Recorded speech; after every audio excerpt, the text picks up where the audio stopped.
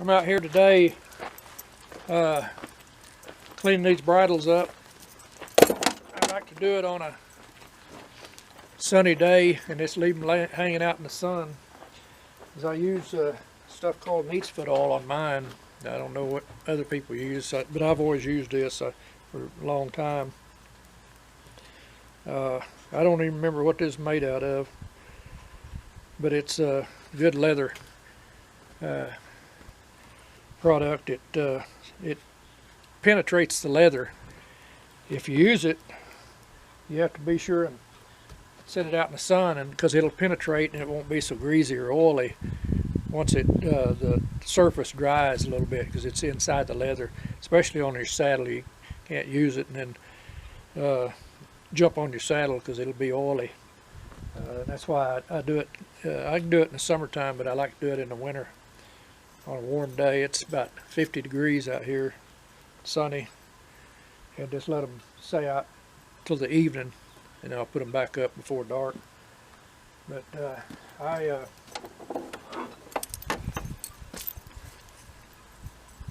I just paint it on with a little brush. I pour it in that lid and get them good and wet, like that. I've already done this one, but I like to get around the buckles, because that's usually where they break if they get dry, and they get dry out here in this part of the country pretty bad.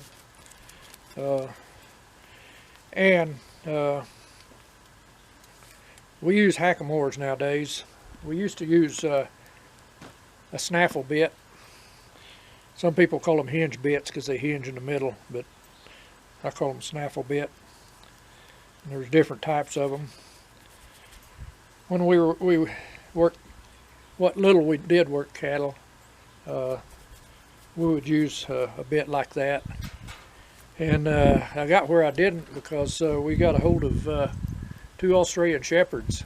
It's been a long time ago. A fella couldn't handle them for whatever reason, and they were young pups. They were brother and sister. And Susie started working with them, and she got to where we were working about 50 head of cattle, which is not a lot. But she got them working so good that she kind of took over on that part. She could take them right up a fence line, put them on the fence, and they easy does it. They didn't have to run or anything like that. And she'd take them right up the fence line to the corral with those 2 dogs, just her walking behind and those 2 dogs, and going slow. One dog would get off to the left side, off the fence side, and one would be behind, kind of a heeler dog, and she'd just walk them right up that fence to the corral and put them up, because we get them up twice a year, always twice a year. Worm them, doctor them, give them shots. Then, and still yet somewhat now, I guess, but everybody gave shots themselves. Everybody knew how, and I think they're slowly trying to stop that. I think it's a money deal. The veterinarians, and it's where you have to buy from them or have them do the work, because you can't buy certain products. I don't know the justification in it. I've already got this one done. Let's get ready to start on this other one. I want to get back to this hackamore business. A lot of people, or not a lot of people, some people don't like them. That's okay. It's not their horse, and it's not inhumane. I think they're better than a bit for casual riding. If your horse is well trained, you can ride it with your legs. I've known people that ride work cutting horses in the arenas, just holding on and to the saddle horn, and working calves with cutting horses. But the reason we use these hackamores now is we don't get in no hurry. They do mind them good. What a hackamore does, instead of a bit, this part here fits over their nose, and if you pull back, it pushes down, and it kind of cuts off their air just a little bit, not a lot. It's not inhumane. I knew one fella, I thought he was going to have a baby. He wanted me to ride his horse, and so I just brought my hackamore, and oh, it's going to hurt. It's going. He didn't know what he's talking about. All it does is go forward and puts pressure on their nose, and they don't like that pressure on their nose, but it does affect the air a little bit. But the reason we use it, back to the reason we use it, repeating myself, we've got our horses where they'll stay by us pretty good when we go out. And we might want to stop and take a break, look around, gawk, look for arrowheads or rockhound, and we just turn them loose if there's grass. If there's grass nearby, they're usually ready to rest and get them something to eat anyway.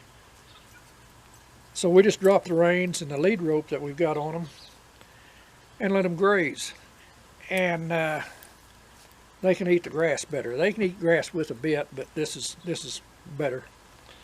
And another reason we use neat's-foot oil, because this end here, if it's early in the morning, this will get drug in the dew, and this end right down here is what will get wet a lot. It gets you can see it's stiff right there compared to up here, and so we like to use this occasionally, once or twice a year.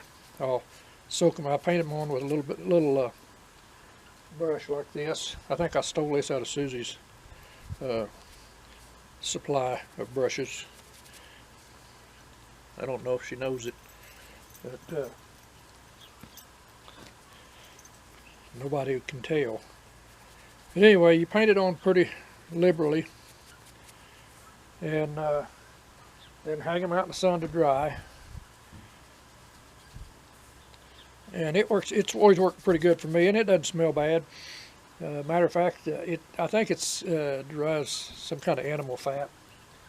I forget exactly where it comes from, but it's been too many years ago that I first started using it, and I don't keep up with it anymore. I just buy it. You can get it at a feed store. You can order it probably off of Amazon. But we've had good luck with it. We've never had any problem with it. I use it on the saddles once or twice a year, just to keep the leather soft. That leather gets hard, and that's when it cracks. We don't have so much trouble with water out here. It's mostly the dry air. The stuff will dry rot.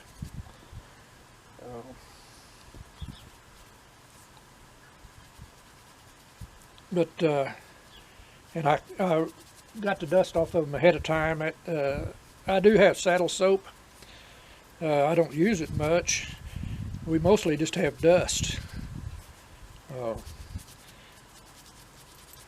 And these little strings here, they really get brittle that you tie with. So I always give them a good dose. I gotta check my camera, and Sonny's over here helping me. I want to make sure it's still working. Yeah, I'm not much of a cameraman. I mess up a whole lot on that, don't we, Sonny? Sonny's really wanting to, he's curious about this neat's-foot oil. He'd probably drink the whole bottle if he could. You can see this is an old one. This is just a spare. We always keep a spare in there, and it's just an old one that we hadn't replaced yet. It's just for emergency. The main reason we do that, we went on a trip a few years ago, and the place where we went is about a half a day's drive with the trailer and the horses, and to get to the spot where we were going to ride. Got all the way over there, and I only loaded up one bridle. So Susie had to ride with a halter and a lead rope, just tied the lead rope around, and she used that for the reins. But the horse she was riding was well settled, and we weren't doing anything real strenuous, but she could still control her real easy, and it worked out good. We had a good ride, but that's why we take an extra.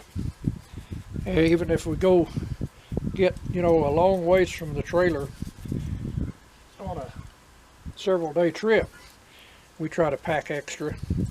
Things just happen out there, and you can't call anybody to come and rescue you hardly, because they probably can't find you. You know, some of them places we go is remote. That's what we like, is to just see the wild places. Sonny needs some foot oil.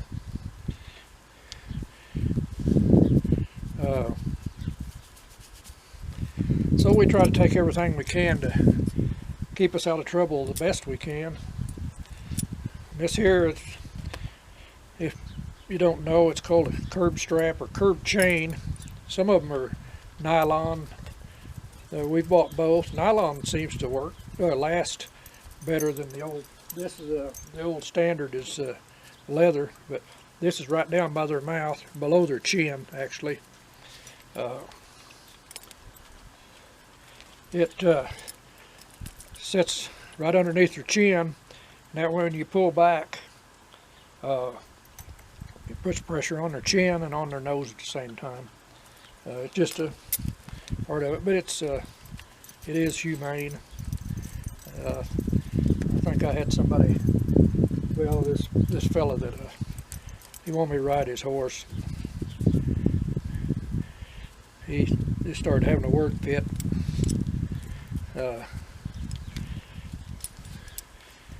About he didn't know what he's talking about. He probably seen it on some movie somewhere, and so I didn't ride his horse no more.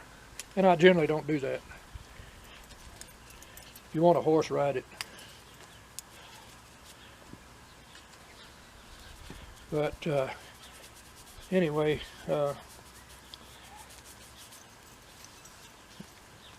I like this. It really works good, and it doesn't smell bad. One more time.